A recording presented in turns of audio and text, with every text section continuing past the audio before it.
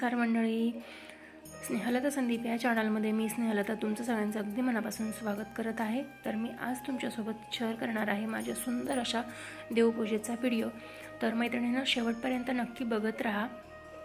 तर सगळ्यात आधी मी देवांचे फोटो म्हणजे आधीच मी सगळी देव आज मला देव पितांबरीने वगैरे स्वच्छ करायची होती, त्यामुळे देव स्वच्छ करून घेतलेली आहे। देवाची मांडणी मी कशा प्रकारे करते ते मी तुमच्यासोबत शेअर करणार आहे। तर व्हिडिओ शेवटपर्यंत नक्की बघा। तर बघू शकता आधीच मी फोटो लावून घेतलेले आहेत। त्यानंतर मी अन्नपूर्णा माता आणि ज्या मी कवड्या देवघरात ठेवलेल्या आहेत त्यांच्यासाठी तांदळाच्या वाटीमध्ये त्या कवड्या मी ठेवत असते। तर सगळ्यात आधी मी अन्नपूर्णा देवीची पूजा करून घेते। अन्नपूर्णा ही नुसतीच खाली ठेवू नये म्हणतात, तांदळात ठेवावी, त्यामुळे मग मी तांदळात ठेवून घेत असते। मस्त असं हळद आणि कुंकू लावून घेते। त्यानंतर ज्या कवड्या मी ठेवत असते त्यासुद्धा त्याच पद्धतीने ठेवत असते। कवड्या ठेवताना विषम संख्येमध्ये ठेवाव्यात, 5, 7, 9, 11 या पद्धतीने। पण देवघरात जागा थोडीच असल्यामुळे मग मी 5 कवड्या ठेवलेल्या आहेत आणि त्या पण या पद्धतीने वाटीमध्ये ठेवत असते। बघू शकता या पद्धतीने मी हळदी कुंकू लावून घेते।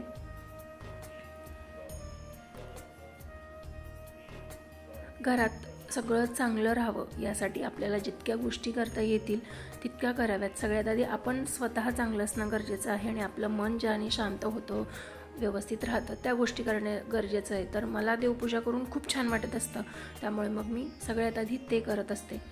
तर अन्नपूर्णा माता, श्रीयंत्र आणि कवड्या या सगळ्यात आधी मी देवघरात ठेवून घेत असते आणि त्यानंतर बाकीच्या देवांची मांडणी करत असते। तर बघू शकता सगळी मी देवघरात देव ठेवताना सगळी पुरुष देव एका बाजूला आणि सगळे स्त्री देव एका बाजूला। तर बघू शकता विठ्ठल रुक्मिणीची मूर्ती मध्ये ठेवलेली आहे। रुक्मिणीच्या बाजूला सगळ्या देवी ठेवणार आहे आणि विठ्ठलाच्या बाजूला सगळे देव। तर बघू शकताय गणपती, कृष्ण आणि स्वामींची मूर्ती मी एका बाजूला ठेवून घेतलेली आहे आणि इकडे अन्नपूर्णा माता, त्यानंतर श्रीयंत्र, कवड्या आणि त्यानंतर सप्तशृंगी देवीचे छोटासा फोटो आहे आणि सप्तशृंगी देवीच्याच छोट्याशा पादुका आहेत त्या मी एका बाजूला ठेवून घेते। त्यानंतर माझ्याकडे शिवलिंग आहे, ते शिवलिंग ठेवून घेतलं। त्यानंतर शंखू आहे ते ठेवून घेतलं। त्यानंतर छोटासा शंखू सुद्धा आहे माझ्याकडे, मोती शंख म्हणतात तो, आणि रुद्राक्ष हे ठेवून घेतलं।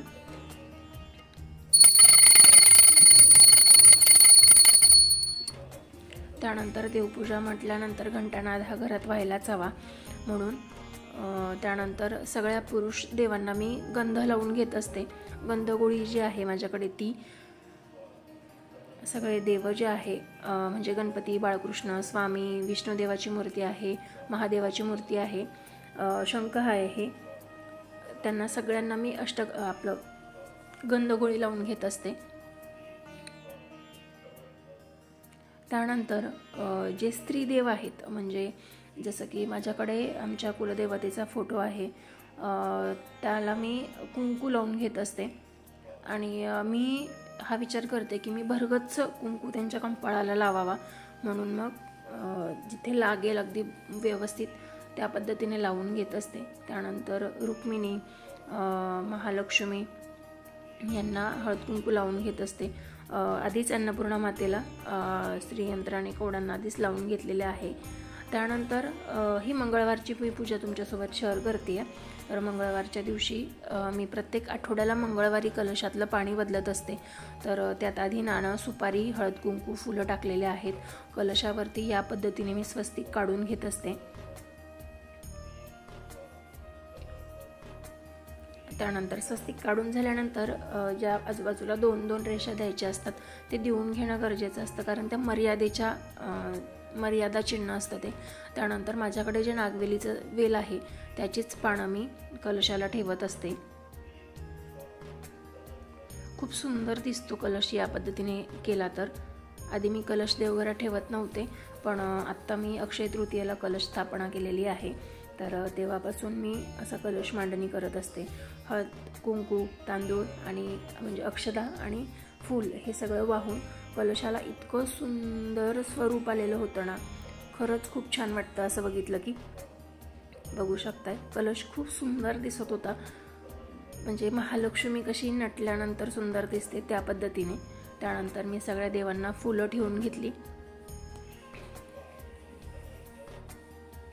इतक्यातच आपली देवपूजा संपत नाही बरं का. व्हिडिओ शेवटपर्यंत नक्की बघा, खूप गोष्टी मी आज तुम्हाला दाखवणार आहे. त्यानंतर मी फुलांच्या म्हणजे एक फूल असेल तर मी पाकळ्या करते, पण भरपूर फुलं असतील माझ्याकडे तर मी त्यांच्या पाकळ्या करून ठेवत नाही. त्यानंतर महादेवाला पांढरं फूल आवडतं म्हणून महादेवाजवळ पांढरं फूल ठेवलेलं आहे. त्यानंतर कलशाच्या बाजूला मी कासव ठेवत असते, तर कासव ठेवताना मी ते पाण्यात ठेवते, त्यामुळे त्याच्यावरती काही फूल वाहत नाही. त्याच्या खाली फुलं पसरवून टाकलेलं आहे एक, आणि त्याखाली नाणी पाणी वगैरे ठेवून आणि त्यावरती कासव ठेवलेलं आहे क्रिस्टलचं. तर बघू शकताय या पद्धतीने मी देवपूजा करून घेतलेली आहे. आणि त्यानंतर माझ्याकडे जी नंदादीप आहे ती प्रज्वलित करून घेणार आहे मी. दिवा लावताना हीच प्रार्थना करत असते, जसं देवघरात हा लख प्रकाश पडलेला आहे तसंच माझ्या आयुष्यात, माझ्या घरात आणि या विश्वात लख अशा प्रकाश पडू दे आणि सगळ्यांचं आयुष्य असंच आनंदमयी ज्योतीने तेवत राहू दे ही प्रार्थना करत असते मी प्रत्येक वेळेस. त्यानंतर रांगोळी काढून घेते मी, छोटीशीच काढते, पण अगदी बटबटीत असं रंगबिंग असं काही करत बसत नाही. कधीतरी करते, पण देवाऱ्यासमोर रांगोळी काढली गेली पाहिजे म्हणून मग मी लक्ष्मीची पावलं प्रथमतः काढून घेते.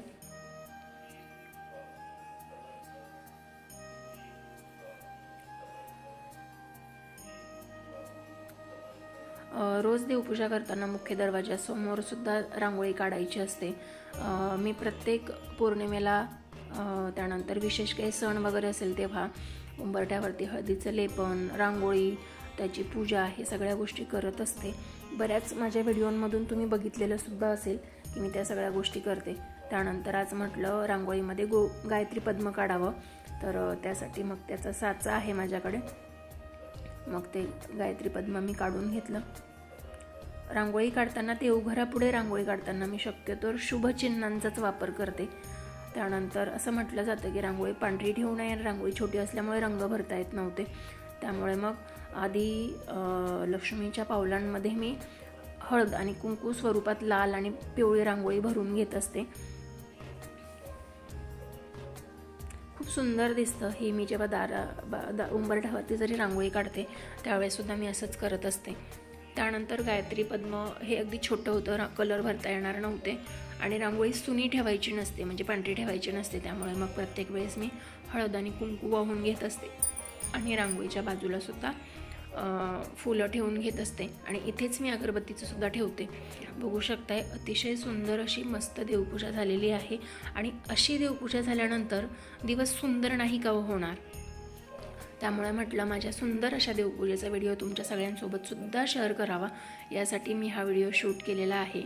तर आजचा बघू शकता रांगोळीसुद्धा खूप सुंदर दिसतीये.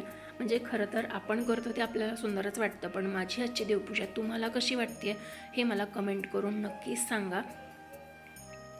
आजचा माझा छोटासा व्हिडिओ तुम्हाला आवडला असेल तर व्हिडिओला लाईक करा, शेअरसुद्धा करा आणि कमेंट करून जर माझ्याकडनं काही चुका होत असतील तर मला कमेंट करून नक्की सांगा.